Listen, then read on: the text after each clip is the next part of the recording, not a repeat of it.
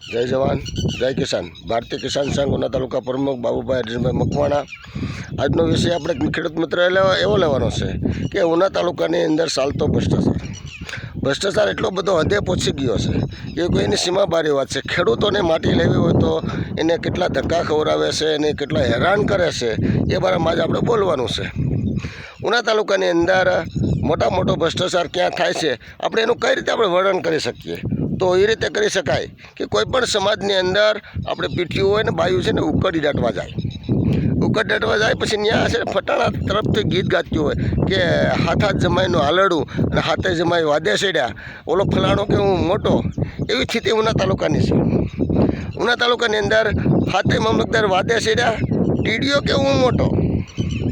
કારણ કે ભ્રષ્ટાચાર વધારે કરતો હોય તો ટીડીઓ, એટલે એને હાથે આપણે એમને વર્ણવી દઈએ કે હાથે મામલતદાર વાદે સેડ્યા, ટીડીઓ કે હું મોટો અને ભ્રષ્ટાચારમાં હું આગળ છું.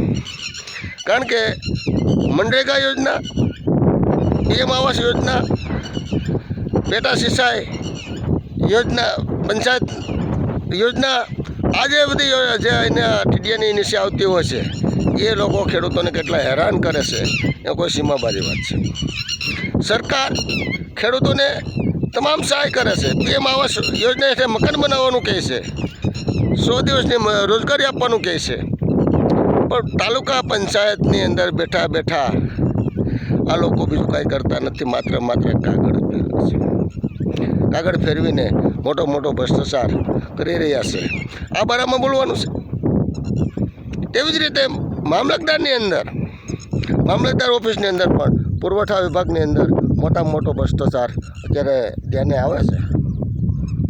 કારણ કે પુરવઠા મામલતદારને મારી વિનંતી છે, તમે તપાસ કરો, તમારા રિટેલ દુકાનદારો શું કરે છે, ત્યાં માલ પહોંચ્યો છે, ગરીબોને અપાતો અનાજમાં પૂરતે મળે છે,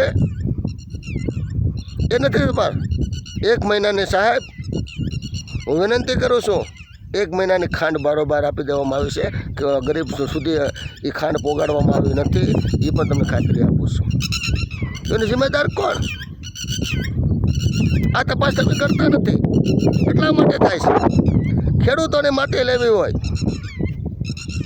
તો સાહેબ કેટલા ધક્કા ખરાવે, અને કોઈ પણ ખેડૂતનો દીકરો ઇટાસીને ટ્રેક્ટર લઈને જતો હોય તરત એને પકડે, કોઈ ફોન કરે તરત આવી જાય છે. ઇટાસી હાલતું હોય, ડમફરિયા ભરાતા હોય તો તમે ક્યાં હોઈ જાઓ છો? કેમ એને પકડવા જતા નથી? શા માટે? તમને કંઈ તકલીફ છે? તકલીફ હોય કારણ કે પૈસાની. ખેડૂતનો દીકરો બિચારો, ખેડૂત પાસે હોય હું, ખેડૂતનો દીકરો તો ઉઘાડ પગે પાણી વાળતો હોય, એ ઉઘાડ પગાના પૈસા એની પાસે શું પૈસા હોય બિચારા પાસે? એટલે એને ખેતીમાં માટી ભરી હોય તો એને મંજૂરી આપવામાં ન આવે, એને હેરાન કરવામાં આવે. આ લઈ આવો, પુલાણું લઈ આવો, અને કોઈ પણ કનેક્શન કે જો કોઈ પણ બારોબાર તાત્કાલિક મંજૂરી ઠરાવ કરી નાખે. તલાટી મંત્રી લખી લે મિનિટ બુકની અંદર ઠરાવ, ફલાણા કનેક્શનને મંજૂરી આપવામાં આવે છે. એ ભલે પછી માટી વેચતો હોય, એ ડમ્ફરે કેટલા રૂપિયા બોલાતા હોય એ આપણને આ ખેડૂતને ખબર ન હોય, પણ ખેડૂતને તો બીજું શું બિચારાને ખબર હોય? એના ખેતરમાં નાખ્યું હોય તો ન હોય, બીજે હોય એટલે એને ભ્રષ્ટાચાર કહેવામાં આવે છે. એવી જ રીતે ગામડે ઉના તાલુકાની અંદર એક કંપનીને જે મંજૂરી બધીમાં આપવામાં આવી છે, એમાં માથાકૂટ થઈ અને માથાકૂટને કારણે પોલીસ સ્ટેશન સુધી પણ જવું પડ્યું છે ગામના લોકોને. એનો જિમ્મેદાર કોણ? માત્ર તલાટી મંત્રી છે.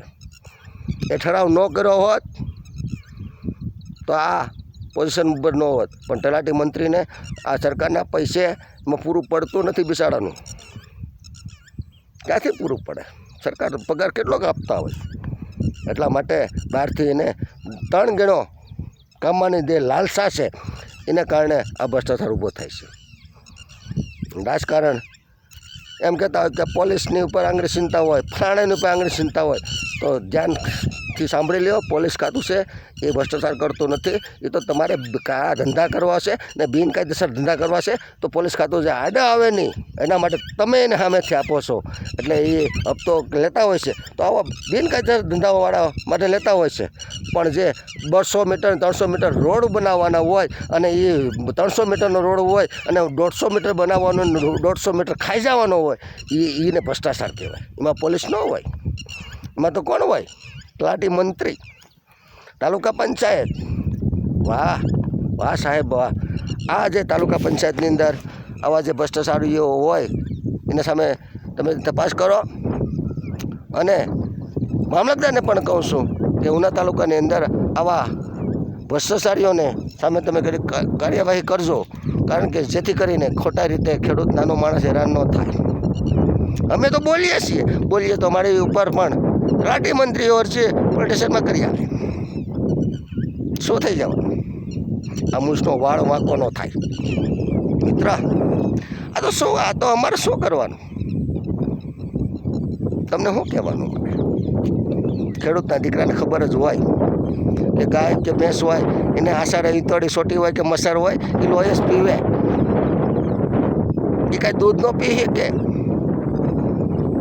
તમારે નોકરો જ કરવો છે અને ખેડૂતોને ખોટી રીતે હેરાન કરવા, મજૂરોને ગરીબ બનાવવાનું કામ જો કરતો હોય તો આ ઉના તાલુકાનું પ્રશાસન છે. મારી વિનંતી છે તમામ નાગરિકોને, તમામ ખેડૂતોને આ વિડીયો વધારે શેર કરો, જેથી ટીડીઓને મળે, મામલતદારને મળે ને કલેક્ટર સુધી પણ પહોંચે, સરકારી અધિકારીઓ સુધી પહોંચે એવું મારી વિનંતી છે. કારણ કે આ ઉના તાલુકાનું પ્રશાસને 1 મહિનાની ખાંડ હું સાથી ઠોકીને કહું છું, 1 આખા મહિનાની ખાંડ ઉડાડી દેવામાં આવી છે તો ગઈ ક્યાં? એનો તપાસ કરાવવો જોઈએ. નથી થાય તો ગરીબોનું અનાજ, ગરીબોને મળતી સુવિધાઓ એનાથી વંચિત રાખવામાં આવતું હોય તો એ તાલુકા પંચાયત અને મામલતદાર ઓફિસમાં જે બેઠેલા અધિકારીઓ જે છે એના પાપે ગરીબી હટતી નથી. સરકાર ગરીબી હટાવવા માટેની એની જે લાગણી છે એ સાચી છે, પણ તમારા જેવા જે બેઠા છે ગરીબોનું લોહી પીવાવાળા એનાથી આ ગરીબી હટવાની નથી. ગરીબોને આપે છે એમાંથી પણ ખાવાનું જે ખાઈ જતા હોય છે. તો મારી વિનંતી છે તમામ ખેડૂત ભાઈઓને કે વધારે વિડીયો શેર કરો અને તમે જાગો. પણ કાંઈ પણ તમને પ્રશાસન જો હેરાન કરે, તલાટી મંત્રી, મામલતદારનો અધિકારી, તો અમને ભારતીય કિસાન સંઘ અથવા કોઈ પણ સંસ્થાઓ હાલતી હોય એ સંસ્થાઓનો કોન્ટેક કરો. હું એમ નથી કહેતો કિસાન સંઘ, કોઈ પણ સંસ્થા હાલતી હોય એનો કોન્ટેક કરો અને પૈસા દેવાનું ટાળો. ને પૈસા માગે તો તમારી પાસે મોબાઈલ હોય છે, એને વિડીયો બનાવો એટલે ખબર પડે. એને કહો હા ભાઈ પૈસા આપી દે હું, ને પૈસા આપવાનું કહી અને અમને જાણ કરો, આપણે જોઈએ. એની સઠ્ઠી બગાડી નાખીએ કે રહેવા દઈએ. આ કરો, આ પણ તમે જાગો. આપણે બીજું કાંઈ નથી, આપણો હથિયાર છે, આપણો હથિયાર એક જ બોલપેન. આ રાખો. માં કોઈ લડવાથી બીજા લડવાથી કોઈ ફાયદો નહીં મળે. અને જે કોઈ પૈસા માગે એને રેકોર્ડ કરો અને રેકોર્ડિંગ કરીને અમને જાણ કરો. જોઈએ છીએ પ્રશાસનને સામે લડવું તો એ રીતે લડવું પડશે. એટલે આ વિડીયોને વધારે શેર કરજો, જાગો અને બીજાને જગાડો. જય ભારત, જય કિસાન.